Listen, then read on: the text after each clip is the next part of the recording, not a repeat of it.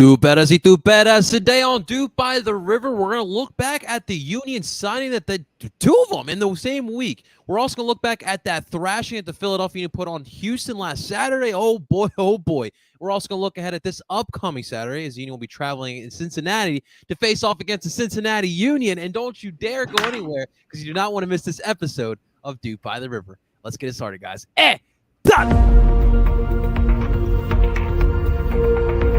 Dupe by the River doesn't do anything well. There is not one. I'm sorry. There was no creativity. As a Union fan, I'd take that all day. Another DP. We need to go get Mario Balotelli. And that is right. Welcome, everyone, to Dupe by the River, the show where we follow everything Philadelphia Union. Of course, we are brought to you by Philly Sports Network. Before we dive into today's episode real quick, we want to give a shout out to, we have Twitter and TikTok, we have Twitter and YouTube here today. Welcome on in. Real quick, I want to give a big shout out to our Twitter account that has reached 700 followers. So thank you, ladies and gentlemen, for 700 followers. So make sure you guys follow if you haven't already. And let me introduce to you guys my experts in duping. The big reason we're gonna start off by the guy who's back here today. I'm so happy to see this man. He's a big reason why we have reached 700 followers here on Twitter. Ladies and gentlemen, a loud applause for my man, Mr. Tim Lovinguth. Tim, hey, what's happening, baby? Not much. It's been a minute. Well, more than a minute since I've been on here. Ever since I stopped coming on, the Union have this like really long win streak, and they've been playing good soccer, and it's not frustrating or at all or anything. So I don't know. Maybe I shouldn't have come back on. But wait, were you on the Chicago preview? Yeah, no, it was even before that. So okay. It might have been like back, Toronto when we lost to Toronto. No, it was a while, but I'm excited to be back and talk some first place Union and maybe Supporter Shield Union. I got my 2020 Supporter Shield shirt on. Like I'm feeling it. I don't know. Those are the vibes today, Tim. Yeah. It's good to see you, Tim. You're definitely glowing, man. We're always happy to see you, especially our listeners happy to see you back here, Mom. Man, Timmy's back, ladies and gentlemen. And, of course, as always, join with me with another great tan. These guys are showing off with the tans here today. Please welcome Justin Presman, McGlynn, Magic Society Friedberg. This is a good one here today. What's up, Justin? How you feeling, man? Pretty damn good. That happens when your team just so happens to, be crushing it, have a plus 16 goal differential in the month of July, and just straight up crushing it. And the front three are on fire, and they're making signings, and it's it feels pretty good to be a Union fan. Which, if you had told me this when I was a high school junior going to the first game, I would not have believed you at all with how the team was going at that time. We'll definitely get to all the nostalgia, but as they say here in Philly, you trust the process, man. That's why we got a good soccer team going. Yeah, but he got fired for that, so you can only trust the process for so long. Listen, Nick sacrificed himself so that Ernst Tanner could flourish. You sure it wasn't Ernie Stewart? Or listen, we sacrificed them one way or the other. There were sacrifices made. Things just fell into place. It was always meant to be. It was foretold. At some point we deserve good soccer too, Justin. Come on now. Yeah, now but as Philly fans, we can't always be that positive. We always have to find some negative loophole. I feel you, man. Let's get to the action, boys, because there's a lot to talk about. There has been two signings in the past week that we need to discuss. First one was something that was rumored last week, Richard Odala coming to Philadelphia. It was made official yesterday, 21 years old, Kenyan international, I'm sorry. This is a kid with a little bit of a pedigree already at a young 21 years old. He had trial runs with Juventus and Inter Milan. He was going to be part of the Inter Milan's youth academy, but something fell through. He winds up with Red Star Belgrade. If you guys aren't familiar with Red Star, it's the cream of the crop of Serbian soccer. They're the best of the best. So he comes here, a lot of raw ability. He's tall. He's young. He's a workhorse. I think the question that a lot of the fan base have is, what is the plan for this kid? I think there's a little bit of a concern with what the midfield's going to be looking like from now until next year. So Tim, it's been a while since you've been back, man. What's your input, man? Like for the fans, wondering what is the point of the signing? What is the significance of signing? What would you tell them, man? I mean, yeah, I've been kind of thinking of that myself, of like what could this mean? I mean, obviously, this is a player that Ernst values highly, and we looked all last offseason at what the Philadelphia Union want from a player and their Philadelphia Union value. They made a whole metrics thing off of it. So obviously, this guy checks a lot of boxes, and even from what Ernst Tanner said about him, he said that Richard is a holding midfielder with positional versatility. That was the first sentence out of the quote from Ernst Tanner. So it's another versatile midfielder. I mean, what it could mean is that it could just possibly be a depth piece that could help the Union make a run to MLS Cup, because that is the goal still this year. And they're in good shape to, I think, get there right now with 11 games left in the season. But what it could also mean, maybe it means that someone is leaving the club here in the summer transfer window. I mean, we haven't heard any rumblings of it, but the one player that always still sticks out to me is El Brujo. Jose Martinez, people are calling him the best 6 in MLS this year. And I don't know if I would say that, but he has been on another level this year. And I wouldn't be surprised if there's interest somewhere. And maybe if you bring this kid in who is versatile, and they say he's fast and he can cover a lot of ground, and all of this. And then you also have Leon Flock, who showed that he can play the 6 last game, and he played very well at that position. You have Jack McGlynn, rising star, coming in and changing the tactics up. Maybe now is the right time to maybe see a move for one of these Union players. I don't know, because we haven't heard anything. And when it comes to Union and transfers these days, it's like if you hear a rumor, usually something official comes the next day. So we'll kind of have to keep our eyes peeled for that. But I think off the top, since we haven't had any of those rumors, I would think it's just another depth piece and a one for the future kind of thing to look forward to. Yeah, it really raises interesting questions, because I mean, you're stacked all throughout the midfield. Yeah. I mean, one name that we haven't even mentioned is Jesus Bueno as well, which a lot of people have question marks too. But Justin, anything to add on? Any feelings or towards the Oda signing here? Yeah, I think Tim's on the right page. I think this absolutely indicates that either someone is leaving in the offseason or that they just want more competition. And, listen, I don't think any of these players necessarily would unseat El Brujo. I mean, if they think they're going to get, stuff for El Brujo in the offseason, I think, people thought there was going to be in this past offseason. I feel like if it's anything, it would probably be after this offseason, assuming a decent playoff run, and after the World Cup, when teams are probably going to be looking for signings. I don't think necessarily if it means a McGlynn transfer. I think with McGlynn, it all depends on. I mean, Ali's talked about playing another year. We don't know. We don't know how things are going to shake out. I think if anything, this does not bode well for Jesus Bueno. I think you were right on that front. And I don't think I had any high expectations for Bueno. It's just one of those things where, you look at it from the perspective of, yeah, he can play multiple positions in the midfield, and so can a lot of these players. And the one person that feels on the outside consistently is Jesus Bueno.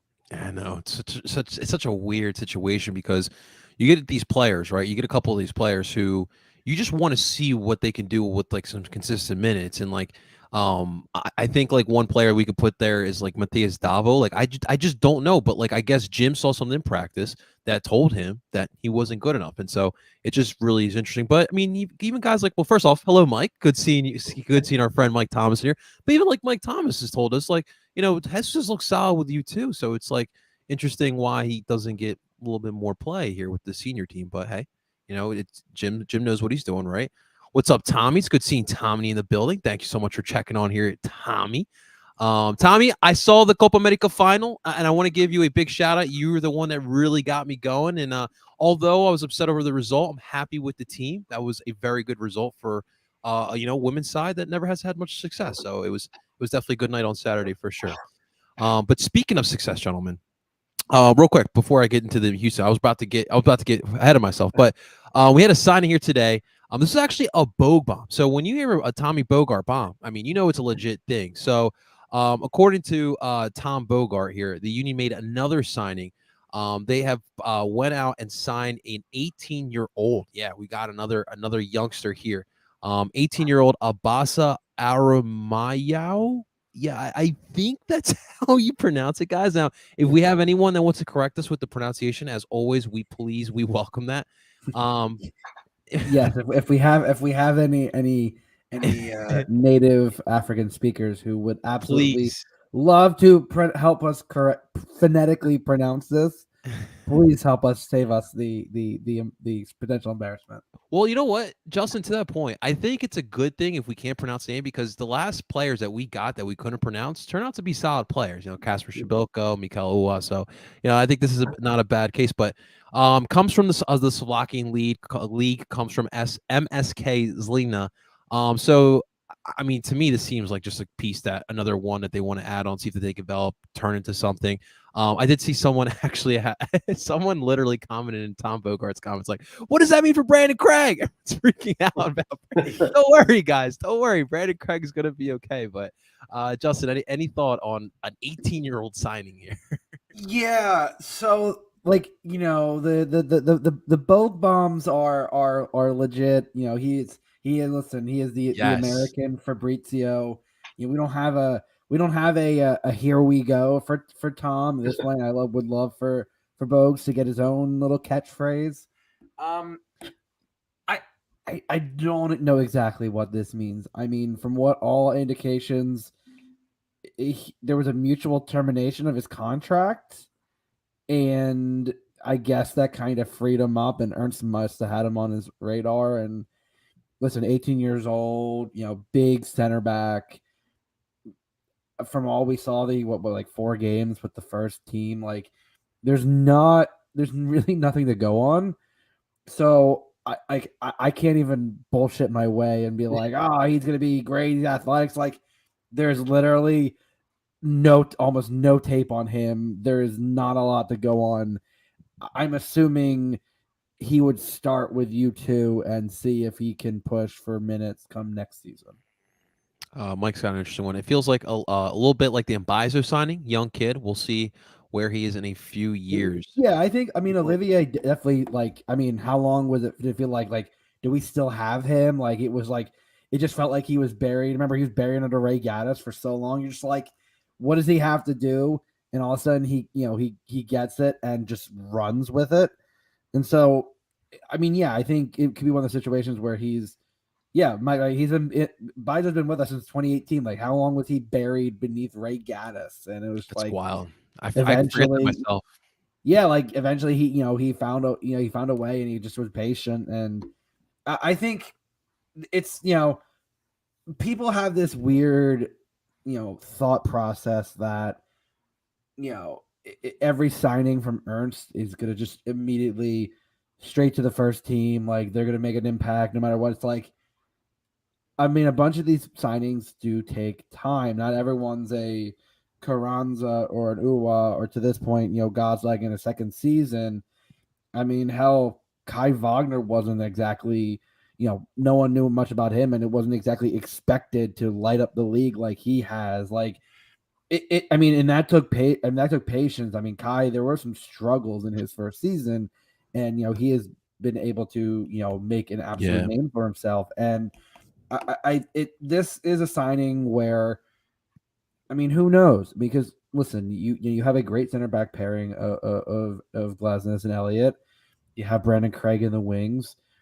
You need depth. You need depth at center back, and some of the best talent in this league that have gone on, been sold internationally, have been developed through the MLS. I honestly think Walker Zimmerman probably should have gone on to Europe far long ago.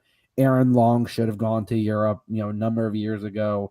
There are so many center backs that have been developed in this league that it is crazy to see. And we haven't even talked about I think the wildest rumor that I heard, and there has not been much, at least news about it, but the John Brooks with the San Jose Earthquakes. I know you guys like that one. A pretty notable reporter who just also happens to be a fan, but people in the know said whenever he tweets something, it's a trustworthy. I think that talk about trying to salvage the World Cup spot coming to San Jose, you must be desperate. Nothing like coming to play with Jackson Ewell, Yeah, Jackson Ewell ain't revitalizing anybody's career, let alone his own. Tim, this signing does feel to me like, look, Ernst does not mind taking a flyer on some raw talent, like Richard. So to me, it just feels like, center back position, although we are all high on for Brandon Craig, I mean, he's not a solidified future. He's still got work to do. He's definitely heading in the right direction, but it just seems like, what is the principle of this team? It's competition. This is a kid that could potentially push a guy like Brandon Craig.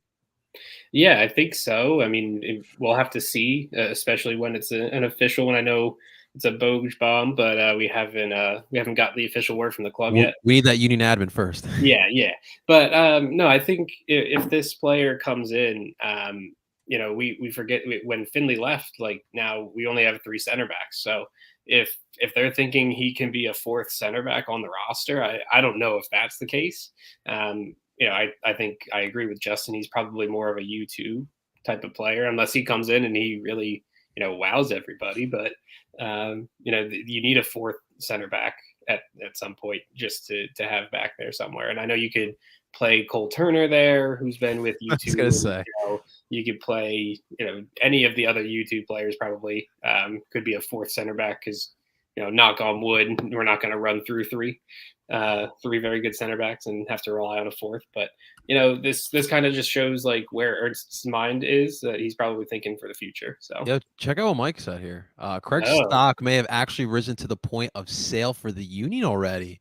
I mean, I think that might be a bold statement. I think the only person legitimately in the homegrowns that his stock could have risen to the point of a sale without even as much minutes is Jack McGlynn.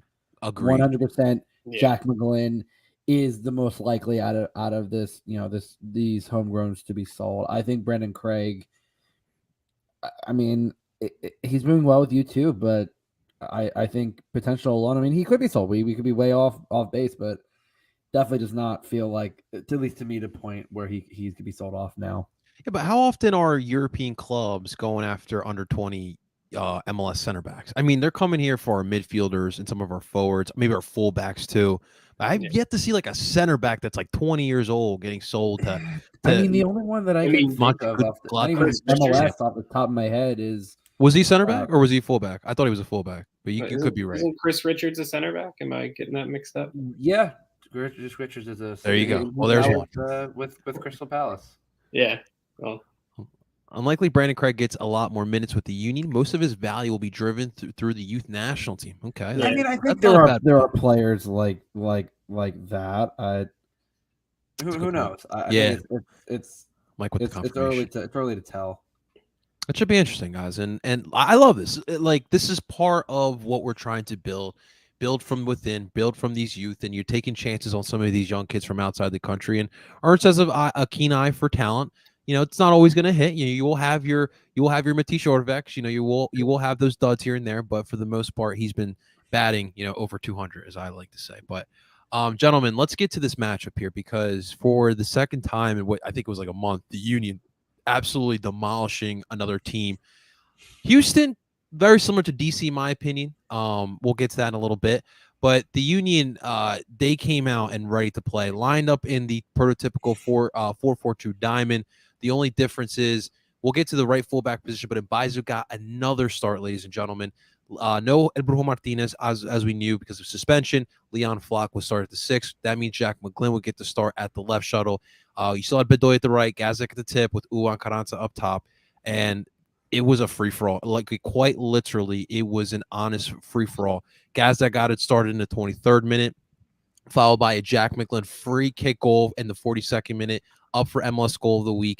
Mikel Ua with back-to-back goals, one in the 44 in the first minute of injury time in the first half. In the 48th minute, he adds on another one. Carranza in the 55th minute, and then Quinn Sullivan adds the cherry on top of this beatdown Sunday, as I like to call it. And Houston left shameless. It's funny because I did peep a little bit of the Mexican press, and they got word of what's been going on with Hector Herrera's club here in the United States.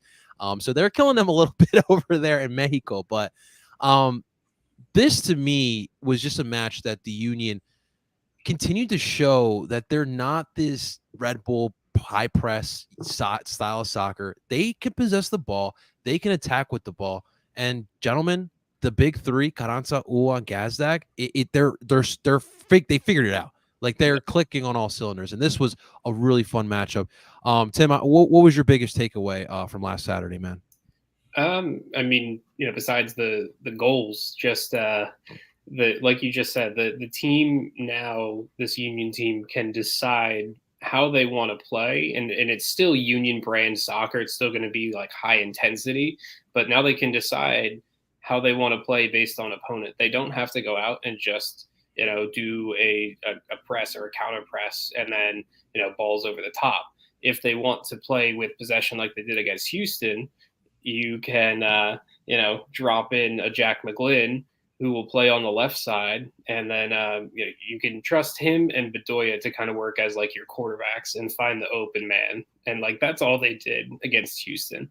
They sat in, they were they dropped a little bit deeper. And then the outside backs do what they do with the Union always. They always bomb down the field. So that was the first option. Then you had, Gazdag running in the middle, and then Ua off the shoulder and Carranza kind of in between, where he was either drawing center backs in or making another run off the shoulder. And we saw that it worked to perfection against a Houston team who had trouble tracking runners. And even Jim Curtin knew that before the game. If you saw the little video that the Union put out today of his pregame speech to the team, he was like, yeah, these guys can't track runners. So if we get in what he called the assist zone, which is like right outside the 6-yard box on either side of it, that they were going to get goals. And we saw that at least 2 times with how they scored. So it was a beautiful game. There were times where it looked like, I believe it was the 2019 Union team that would try to play like Barcelona every once in a while, where they would just ping balls back and forth, one-touch passing, a flare like you wouldn't like normally see in MLS. So I don't know. It's going to be interesting seeing how they do this going forward and what they choose to do and how they choose to play. It's always going to be high intensity, but I think now it's going to be dependent on opponent, which will make the game against Cincinnati interesting because we'll see how they do. You can pass, or you can move the ball through the ground. You got Jack McGlynn with long balls. When Ed Brujo's in there, the side passing, like it's different ways that they can move the ball up and down the pitch, and it's been a really fun to watch. Justin, man, what was your takeaway from Saturday night? That the rest of the league should absolutely be terrified of this front three. Even LAFC.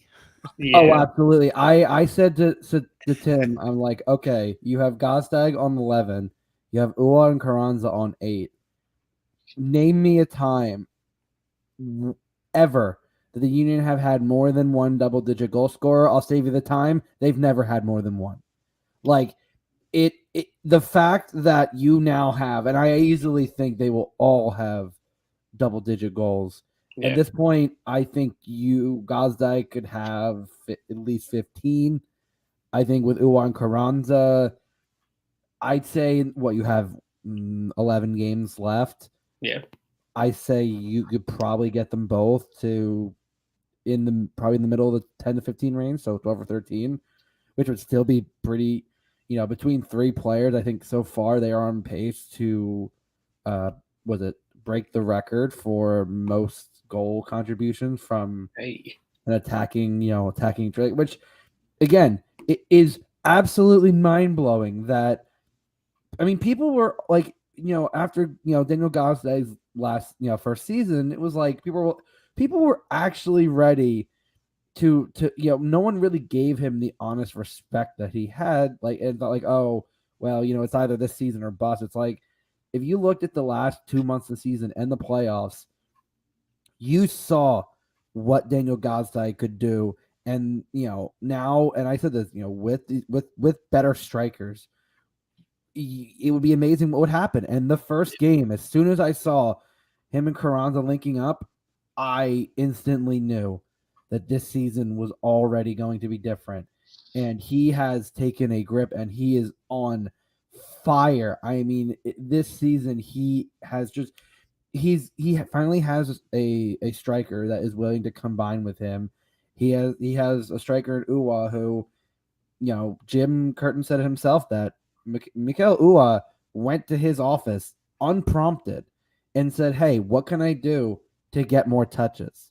And Jim said he appreciated that he did it on his own, that he wants to be involved and he doesn't just want to be the over-the-top guy. And Uwa had, I believe, 23, 24 touches in this game.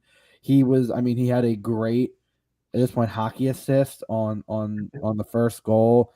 He makes a great run on his first goal with that nice. I mean, he timed that run perfectly and just right foot, the foot just redirects it. And then on the other goal, he times his run perfectly. He, again, does what, and I love Sergio, but he does what no Union striker has done, is makes a direct run. Doesn't make a run to the corner, makes a direct run. He cuts across the line and times it perfectly. Ali looks up, sees him, plays a perfect ball, and runs onto it. Doesn't even take a touch outside of the right foot, and direct and in. Julian Carranza on his left foot turns and takes a beautiful touch. Like, it is genuinely amazing to see a front three. At this point, name me a better front three in the league. There is none. There is no attacking trio like this that is producing at this clip. And considering how dominant the Union's, defense is, I mean, like I said, a plus 16 goal differential, 18 goals scored, and only 2 given up. We know this defense is rock solid. That's never been in question. The question has always been where are the goals coming from. And not only do you have a front three that are dominant, you have the kids starting to chip in. You have Ali Bedoya putting in a hat trick of assists. This team is absolutely on fire right now, clicking at the right time in the middle, in this, the heat of the summer, the slog of the summer. They are clicking at the right time, and based on their schedule, I easily think, I mean, you're at 45 points right at the beginning of August. I think, honestly, this is the most points I think they've had to this point of the season, and there's no reason at this point they shouldn't be able to get at least 60. Right. So that's a really good point.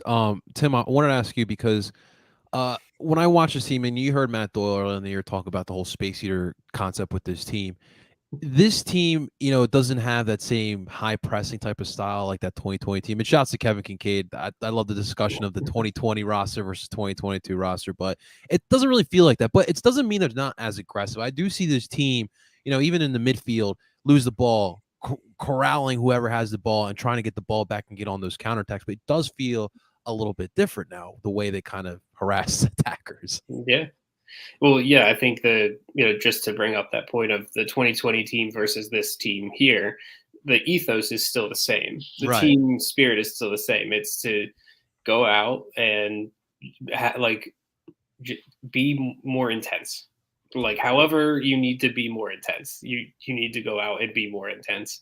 And that's sort of what we're seeing with this team. And yeah, they're, like, to Justin's point, I don't think they've had this many points at this point of the season before. I mean, you can maybe count the 2020 team, but that was a shortened schedule and COVID, and you're playing the same 5-6 teams. And that worked out. It helped the Union win a supporter shield. But I think it's why this team has a legitimate shout to actually win it this year. And just to go off on that little tangent real quick, it's because they're right now at this point with 11 games left or 12 games left for most of the other teams in the league, like LAFC. The Union, they have an easier schedule, and LAFC, it's sort of the only team that they're fighting with right now. NYCFC is there; they're still around, but the goal differential is going to screw them up right now. If they don't have Tati anymore, they can't score goals. We saw that 0-0 draw right after Tati left. Austin is still hanging around. The tough Sebastian Driussi is probably going to win MVP as much as I want it to be Gazdag, and I know Zach might show up on the podcast right now and kill me, but I think Driussi's going to win it. No, I think it's his to lose. Yeah, but I don't think Driussi's going to carry them, Austin to a supporter shield this year. I think they'll be a high seed in the playoffs, but so I think it's a 2-team race with 11/12 games left for LAFC. And when you look at the two teams, the Union know what they are, and they're not really in danger of losing anyone. I know I kind of talked about that at the top with some of these signings coming in. Maybe they lose someone, but it doesn't seem like there's been any rumors or anything like that. So LAFC, they have issues right now. Like Brian Rodriguez is going to leave. I think the reports were Brazil. I could be wrong. But I saw something along the lines like that. I mean, they don't really utilize him as much, but he's a DP. So that they're going to lose him. Like tonight, they're playing in the Leagues Cup showcase against Club America. So they have to play tonight at a packed SoFi Stadium of Club America fans, which we know. And then they have to go to Salt Lake on the weekend. Like they're going to have these games trying to integrate, Chiellini, who's slow. Which I will absolutely say, and I said this in our chat, I think the only thing that will hinder LAFC is the play of Chiellini. I mean, listen. A 37-year-old, as great as he is, how did he make the team of the week? I was watching the first half of that game against Seattle. Holy shit. He got torched by Jordan Morris and Alex Roldan. And I'm looking and I'm just like on the goal that was scored, it was an own goal. But I mean, Nicky Lodero was on the back post. Yeah, Chiellini gets turned, slow to react, doesn't have any pay, and people are like, "Oh, he had such a great game," and I'm like, "You cannot have been watching the same game." And and I've started to listen to several podcasts and who are a little more, let's be honest, a little more neutral on it. And the first thing I heard was people were like, how did Chiellini make team of the week? Like people that honestly are looking at this from an outside perspective going, he's slow as shit. Like that offense is going to carry them. Their defense necessarily wasn't an issue, but that offense, if they are going to keep playing Chiellini, that offense is going to need to be playing as it is. And I do not think that is even with all the superstars, I don't think it's a pace that they can keep up. I think every high scoring team has outside of what maybe Atlanta in their MLS Cup year, the high scoring teams eventually will hit a brick wall. I mean, at this point, like it's you have to have defense to advance, and if a better team will absolutely exploit some of those spaces. So. Yeah. At this point, all it takes is a quick slip up from LAFC, and if the Union can keep on this pace, they will absolutely be nipping at their heels. Yeah, and LAFC has that one game in hand. I believe that comes later this month. I wrote about it. Is it September? I know it's around. NYCFC's is in September. I know that, but LAFC's I believe is later this month sometime. And just real quick, Justin, to your point about team of the week, we can't take that seriously anymore because Wayne Rooney was coach of the week. And like the fact that I know the Union had 3 players and well deserved, but it was just like. Jim Curtin was coach of the week. I mean, we're not going to lie.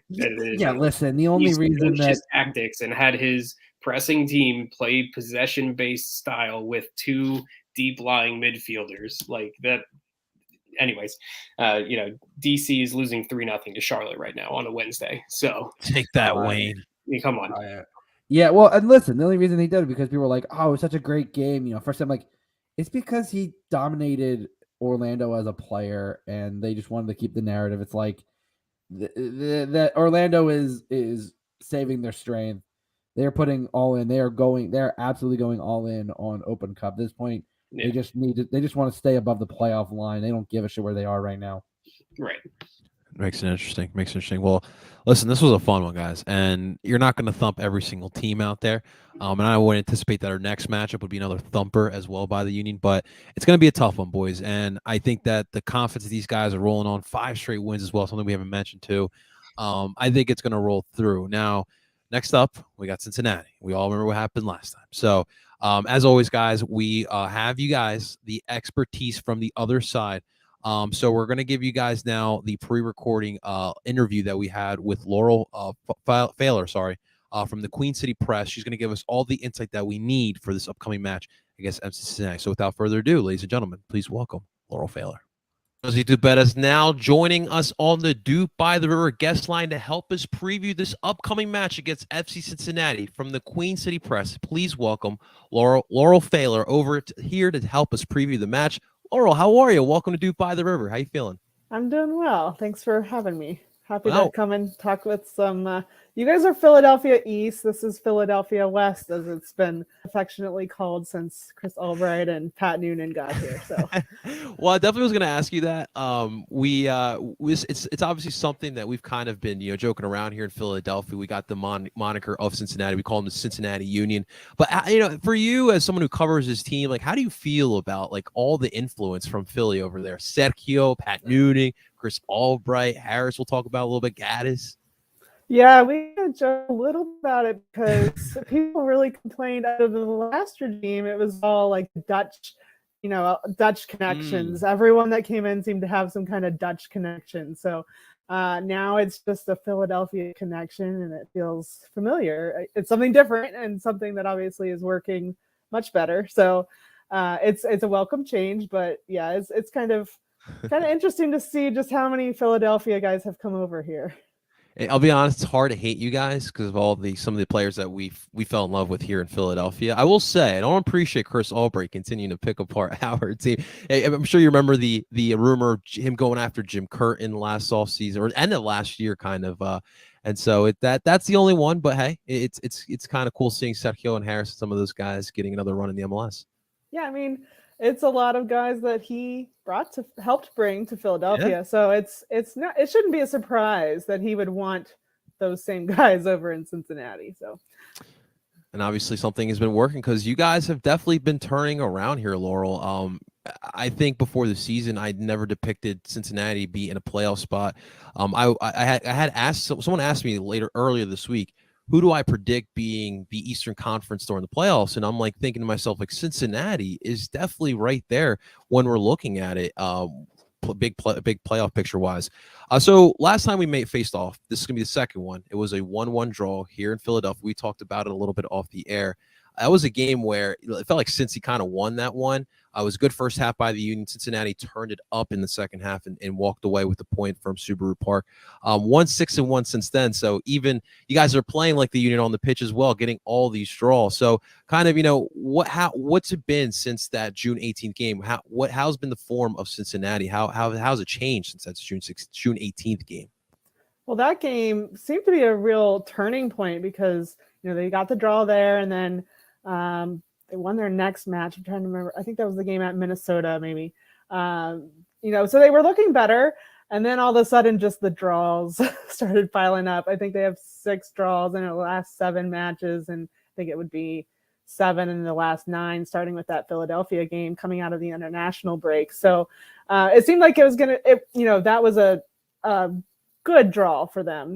Like you said, it seemed like they could have won that game, but going on the road and getting results, getting a point at Philadelphia, obviously a strong team. So that was a big moment for them. And then, just lately, some of the injuries, some of the depth is coming. Like you can see the areas of weakness a little bit more. You knew that was going to happen at some point because they just still don't have a lot of depth on that back line. So it's kind of catching up to them now. They're scoring goals. They're doing well offensively, and they just can't figure it out on defense. So it's a little concerning because they are among the leaders in points dropped in the league right now. So that's a lot of points that could end up coming back to hurt them later when that decision day comes in October. I mean, like I said, Laurel, like we just went through it as well, and obviously here in Philly there are bigger aspirations. I mean, people are thinking of MLS Cup here. So early in the summer, when the Union are having 9 straight draws, there was a little bit of a panic. But you really brought up a good point, and as I've seen this team kind of evolve throughout Jim Curtin's tenure here, the one thing Jim was always trying to implement in this team is depth and continuing that depth. This past week we signed Richard Odaa, a young kid from Serbia, and people are wondering what is his role be with, already got the 4 in your midfield, but that's part of what the Union mantra is, building that depth. You never have enough good players, right? So I think that's very important. And I think that for Noonan, I mean, I think this first year, you're always trying to implement that culture, but obviously things are working. That depth will definitely be coming down the line. Maybe a youth academy as well can help that too. For sure. So let's real quick. I want to talk about Miami. What an absolutely wild match. This is why we love the league, Laurel. It's these type of matches. But kind of tell us, the story of this game that happened, a 4-4 draw against Miami. Whew. Wow. Yeah. I mean, I feel like there's been a few games like that for FC Cincinnati this year, and it's like you score 4 goals, you think you're going to win, but so Brandon Vasquez scored 2. They were trailing the whole game. Brenner scored to equalize in the first half, and then I'm trying to remember. I think both his goals were in the first half, and then Miami man, Higuain. I always say his name wrong. No, that was actually perfect. Those names just I struggle with this, but he had a hat trick by halftime, and the penalty kick was his 3rd goal. So Tyler Black had ended up basically falling on, I can't remember who it was that he fell on a corner kick, and so it gave up a PK. But if you looked at the video, it did seem like he got pushed into that player. So Cincinnati fans did not appreciate that one, and then it kind of settled down a little bit to start the second half. FC Cincinnati, they did give up another goal, but it was disallowed because it was offside. And then ended up going up 4-2, and Pat Noonan was like, sent a message to his defense, basically pulled 3 of the players from the back line out and made a swift change, and that kind of settled things down. But Brandon Vasquez ended up scoring 2 goals in the last 10 plus minutes. You think that they're going to get the win 4-3, but the set piece problems continued, and they ended up giving up another goal right at the very end of stoppage time. So disappointing for sure. That definitely sounds like a gut wrencher there, but it's interesting you say that. The set piece woes is this has been a trend for Cincinnati over the past couple matches? It's been, I mean, I wouldn't say the last couple of matches. It's been all season. I mean, I don't know what it is. I had it calculated after the Columbus Crew match. They give up a penalty kick and another set piece goal, and I had the total then. I can't remember what it was, but it was pretty. They were well ahead of everybody else in terms of goals per game and up on pieces. And I don't know. They work on it all the time. You'd see it in practice. So I don't know what the answer is. I don't think they do either. That's very interesting you say that, Laurel, because this is a team in Philly that they thrive off those set pieces. They love the corner, the free kick, even the throw-ins. We hired a throw-in specialist over the offseason that's worked with clubs like Liverpool. It's made a huge difference so far. So I think that's going to be one I'm going to keep in mind while watching this game this upcoming weekend. So it's going to be an interesting one for sure. I wanted to ask you real quick, Laurel, about obviously Pat Noonan. When I watch this Cincinnati team, I see a different type of squad than what I saw in the first 2 iterations of this club. It's a team that kind of does have a little bit more of a fight, and it looks more fluid these days as well. What is this Pat Noonan influence on this club, you would say? Oh, it's been huge. Just his experience in the league. And he really has connected with the players. You can see that the players really respect him. There's just a lot of communication. Just watching training, I mean, we didn't get to see, we mostly saw stretching in the past before he came, but he actually lets us come at the end of training. So we're seeing more of the team, 11 on 11 type stuff. And it just looks, like I said, I can't really compare it to the past regime, but in speaking with the players, they feel like there's more of a plan. Like they understand the plan a little bit more, and they're getting a lot more out of those training sessions. It's Pat Noonan and really his staff. I mean, it's a pretty interesting staff that he put together. A lot of experience with Dom Kinnear, Kenny Arena, and then Paul Rogers as goalkeeper coach.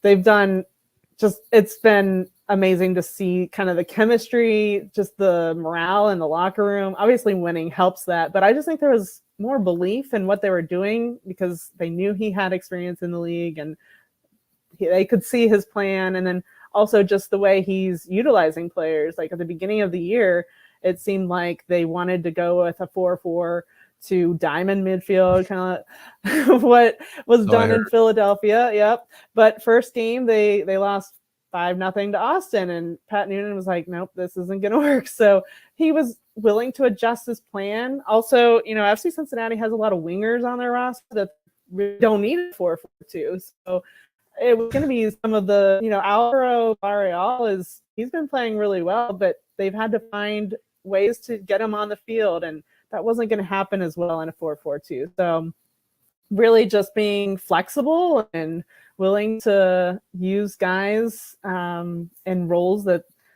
some of them obviously are a little different, but, Brenner is another example, playing up top with Brandon Vasquez. That we didn't see that last year under Jaap Stam, and it's worked out really well. They had 20 goals between them. So, I would say just his knowledge and being able to use guys in roles that'll benefit them, those players and the team. Yeah, it's interesting you say that. We'll get to the Brenner issue, or the Brenner and Vasquez partnership in a little bit. It's definitely become very, very interesting to say the least. But the tactical flexibility is something interesting because here in Philly, we constantly keep seeing this 4-4-2 diamond. So it's interesting to see that Noonan was able to kind of switch it up. And the whole winger thing, like, listen, when we implemented this 4-4-2 diamond, we had guys on this roster like Fafa Pico, David Akam. We even allowed one of our homegrown kids, Jack DeVries, who was here as a winger. He wound up getting a trial run with Venezia, was on loan with Venezia. Now he's been permanently sold there. So getting rid of those wingers is definitely going to take some time for sure, but it's definitely never a bad problem as well. But let's get to the Vasquez and Brenner partnership, because before the season, a lot of people were looking at Brenner as, one of the quote unquote busts of the MLS, signed him to a ridiculous contract, really hasn't performed. But these two have really created a great partnership. Number one, I want to talk about Brandon Vasquez because obviously he got the nod for the All-Star game. What the hype around this kid? Like, I'm even hearing like USMNT call-ups. Like, talk a little about Brandon Vasquez and his brilliance. Yeah, we started to see him really start to shine at the end of last year. He got a lot of opportunities off the bench last year under Jaap Stam, but he wasn't scoring goals. He just didn't look like he had it. So there was a big stretch where he just didn't do a lot for FC Cincinnati, but he wasn't being put in positions to be successful. Once Albright came in and changed it to make sure there were two forwards up top together, he started getting in games, and Brenner kind of fell off at the end of last year, so it didn't benefit him at the end of the year, but he had played, I think it was like 31 straight games before he got a 1-game rest. So but Brandon started really stepping up at the end of the year. I can't remember how many goals it was that he scored. It was like 3 goals in 4 games at one point. And but so we saw it kind of coming together. Like, he was just really benefiting from that partnership. And then, brought it into this year and started off really hot, had a couple of braces right away. And, 13 goals, 5 assists. It's been phenomenal, the turnaround that he's made. Is it more like Cincinnati found a match that was made in heaven that they didn't know? Yeah, I mean, I think that Albright kind of knew that they weren't getting enough out of him. He has a good eye for talent, I think. Yes. He likes those domestic players. And, Vasquez just, he could see that once he had those opportunities and was put in a position where, also, I guess another part of it you would have to say is Luciano Acosta. He's getting forward more. In the past, he was getting sucked back deep into the midfield, trying to help on defense so much and they weren't putting him in positions to really be the creative playmaker he could. So that's really helped Brandon, just getting Lucho closer to the goal and feeding some of those passes. And then you've seen Brenner and Brandon just really connecting well as well now too. So it's just I think Brandon's just taking advantage of his opportunities, and he was tired of sitting on the bench. So that is interesting. Don't know. We'll see how the Union can kind of combat that front line. They're the big three that we like our big three here, Gazette, Carranza, Nova, but you guys are definitely slowly building your own over there in Cincinnati. But I want to talk a little bit about the defense. So you guys have been allowing a lot of goals. I did hear some injuries, but what is it overall, the issue defensively with this team?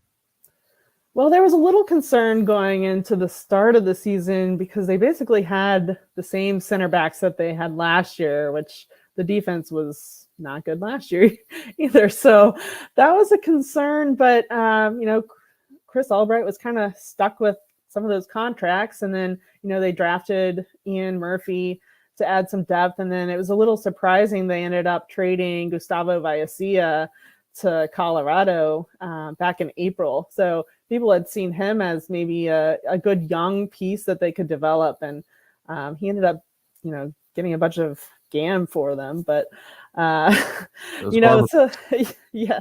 But Jeff Cameron, he was actually a really solid player. I thought he was their best addition last year. I mean, Acosta has proven to be the best, but just having him back, you didn't know what to expect because he had fractured his back. I think it might have been the Philadelphia game, the second one last year. I think it was that game. He fractured his back in a bunch of places, and I just don't think he's been the same player. So, he's also 37 now, so you kind of expected a little drop off maybe, but I just don't think he's physically where he was last year because of that back injury. But the other thing is Ronald Madarida, their left back, was injured with Costa Rica in World Cup qualifying. So he's been out since, I think, March. So that's, they ended up bringing John Nelson from FC Dallas. They acquired him, I think, in the re-entry draft. He's been stepping in and doing well, but it's just those center backs. Tyler Blackett hasn't performed as they thought he could. And Nick Hagland's actually been the best center back on the roster this year, which is surprising because they signed him and he was supposed to just be this depth piece that they, could rotate in. And then he's ended up starting 6 more matches than any other center back on the roster. One last question before we start getting to prediction time. I did see the news of Harris Medunian leaving the MLS. I think the reasons are very, very much valid.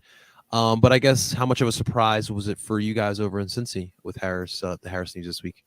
Well, I was actually really surprised that he came back there. I'm not expecting that because when we talked to him at the end of last year, he kept mentioning his son. I think his son's he might be 2 now, but it's his firstborn, and not being around him, he wanted to be closer to his kids. So I didn't think he would be back, but there had been a lot of talk about just his leadership role, and he wants to get into coaching, and there was a lot of he's been a big mentor for the young guys, and I think people expected him to maybe, if he came back, then it would be kind of a player coach, like transitioning into that kind of role. So I definitely then I wasn't expecting him to leave during the season, but now I'm kind of understanding, like, he's really wanting to get back close to his kid.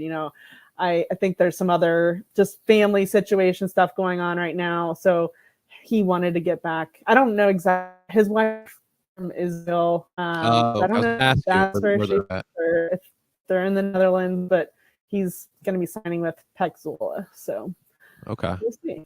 Yeah, no, definitely.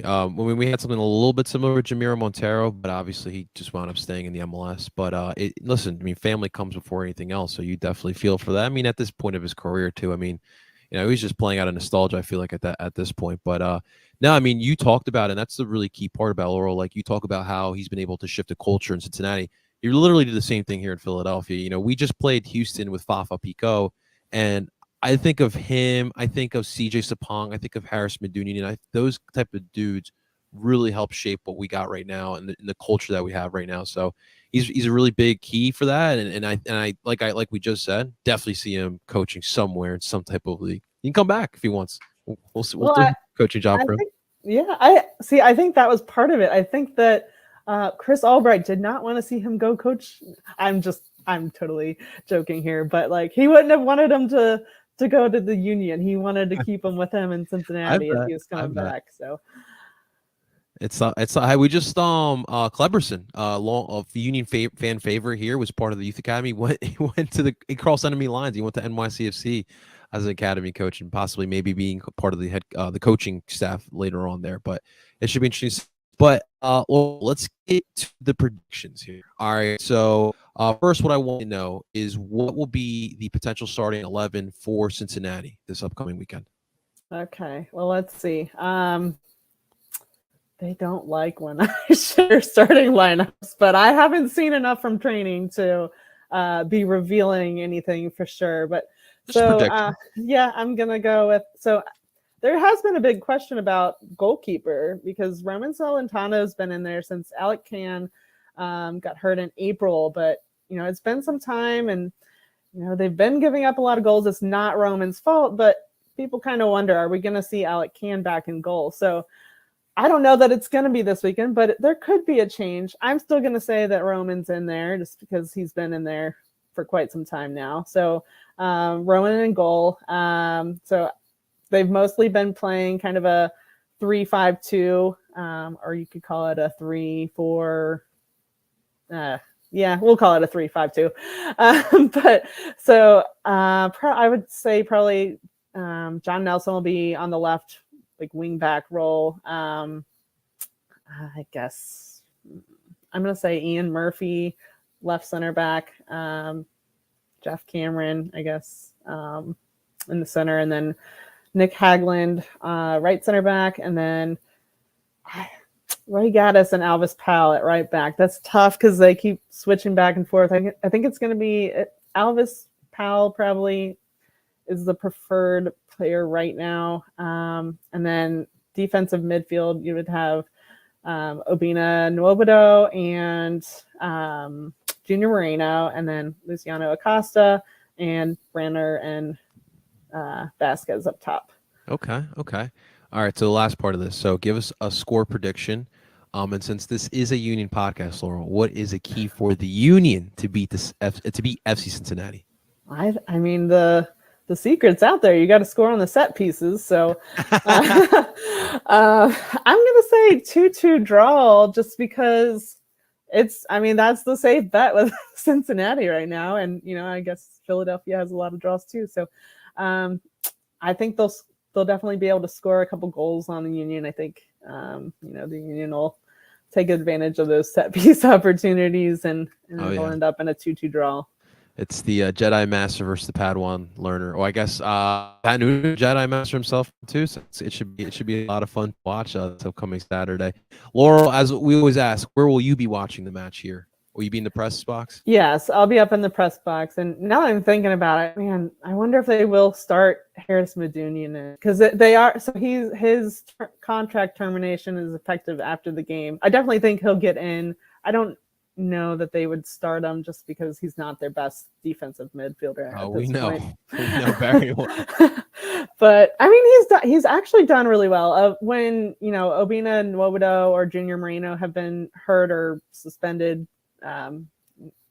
Nobuto ends up with a lot of yellow cards. I think he's one away from another red card or another suspension. Excuse me. Sounds like a but he actually has been solid when he has played. Okay. But I don't think he starts this game. But you'll see him on the field. They're gonna give him his send off. Oh yeah, for sure. I'm sure you guys will. Laura, where can people who want to find out about FC Cincinnati, where can they find your good work? So I'm at queencitypress.net. I couldn't get the .com. Someone's holding on to it. It's actually through a Patreon. You can also just search on there for it. But and then I'm on Twitter, just under my name, so Laurel Failer. And then I have Facebook and Instagram accounts, but I'm not as active on there. So I answer DMs if anyone has any questions. So very nice, very nice. Well, Laurel, we want to thank you and best of luck guys on Saturday. Thank you. Thanks. All right. Well, big shout out to Laurel. Thank you so much for coming and give us the expertise of Cincinnati. Tim, corners, couple free kicks, maybe a penalty kick, a couple of throw-ins, and we got this, right, Tim? Tim, you're muted. My bad, dude. Man, I come back to the podcast. I can't even remember that I'm on mute. I think the set piece thing is interesting. It'll be interesting to see who's in there mainly to take the free kicks, because I feel like if the Union are going to score, it's going to be off a free kick rather than a corner. I don't know why, but it always just seems like the only thought on a corner for the Union still is a near post run by Bedoya for a flick on, which, hey, if you get it right, it usually ends up in the net, but we've seen it doesn't usually go right for the Union for corners. But yeah, no, like she was saying, Cincinnati has the potential to score goals. I know the Union have the best defense in MLS, but Cincinnati's front three are actually only one goal behind the Union's front three in terms of goals scored on the season. And it doesn't seem like that, but Vasquez at 13, Brenner at 7, and Acosta at 6. That's one less than Ua, Carranza, and Gazdag. So I wouldn't be surprised if this is actually a pretty high scoring game, a little maybe 2-2, 3-3, or maybe a 4-3. Let's throw it out there, get a little crazy.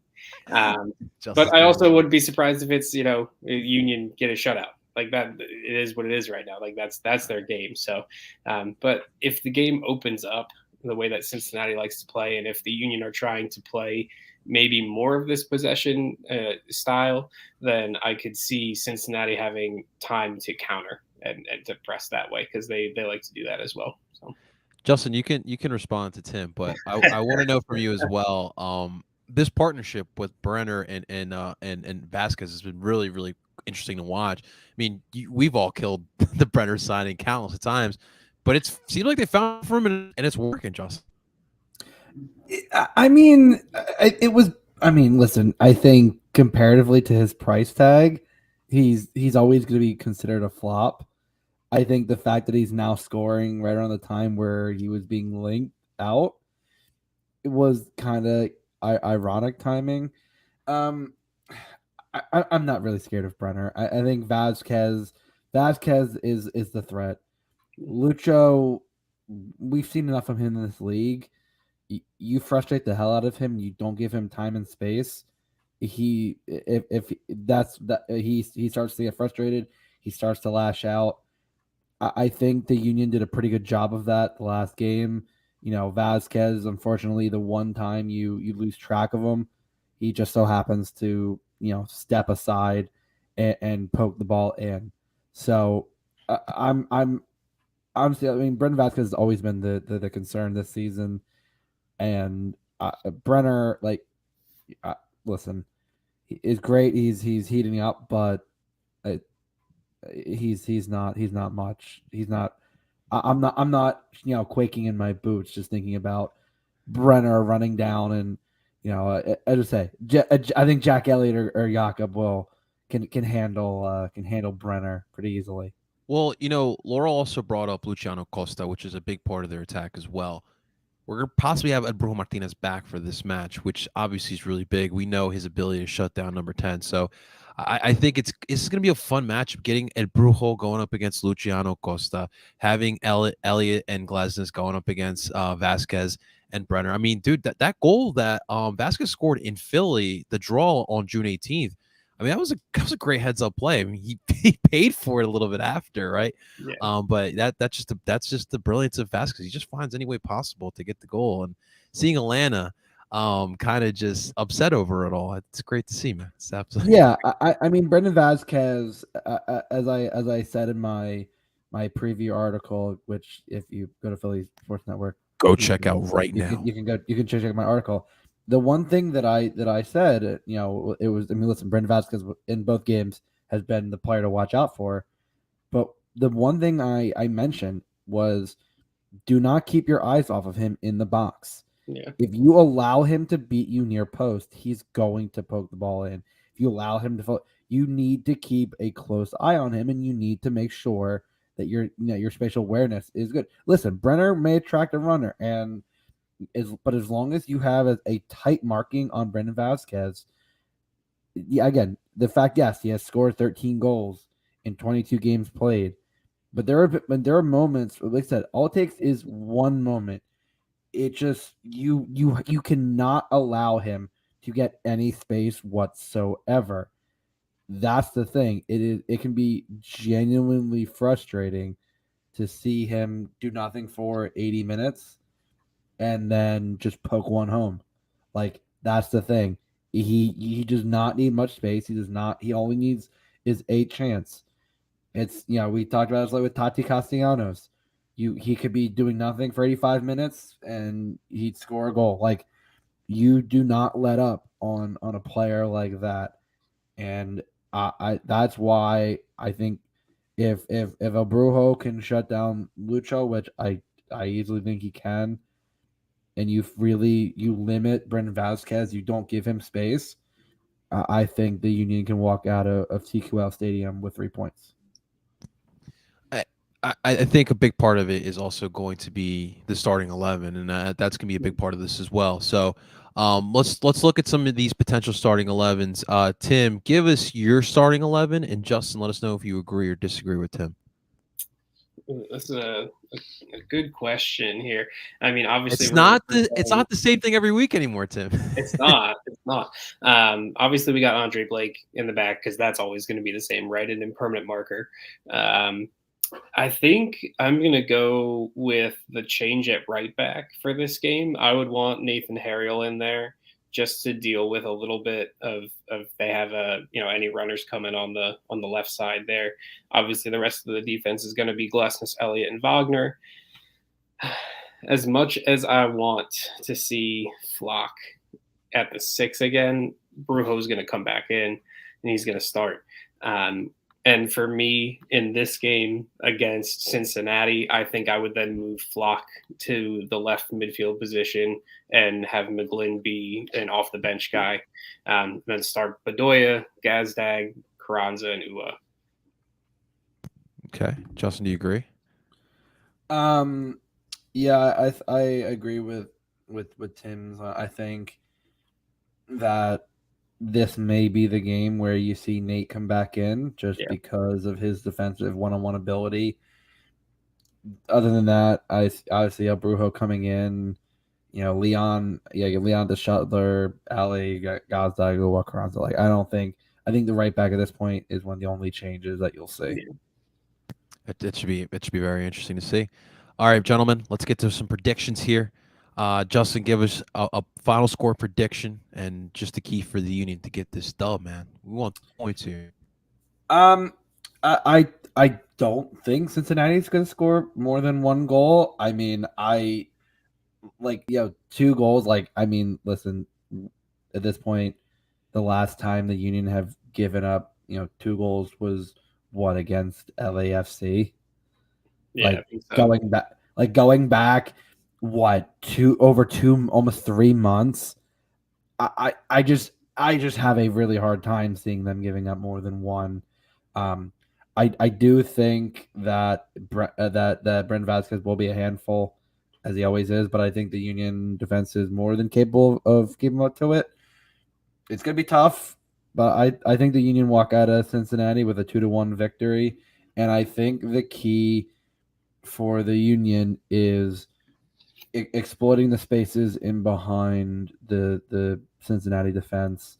You know, that we've talked about the injuries that they've had with center backs. Yeah, they are struggling right now. They like I said, in their 8 games since since they played the Union, where there were 6 draws, 1 victory, and 1 loss. And in most of those games, they've given up at least 2 goals. So I think the Union, with the way they've been playing, they've that style of more, now waiting for the counterattack, being able to possess, feeling the game out, and really letting the game come to them is a change, but it's a change that has clearly paid dividends for this team. And I think with a team like Cincinnati, if you can get against them on that counter when you wait for that right moment, as we've seen, the Union just need a couple chances. I mean, we see that, the 2-1 victory against Miami, 1-0 victory against Orlando, 2-1 against New England. It doesn't have to be the 6-0, 7-0, and it doesn't have to be those kind of blowout games. The Union know how to wait and counter, and I think being able to exploit those spaces with a defense that has been leaking goals, I think this is the right time for the Union to be walking into Cincinnati. That's a good point. What about you, Tim? What is that?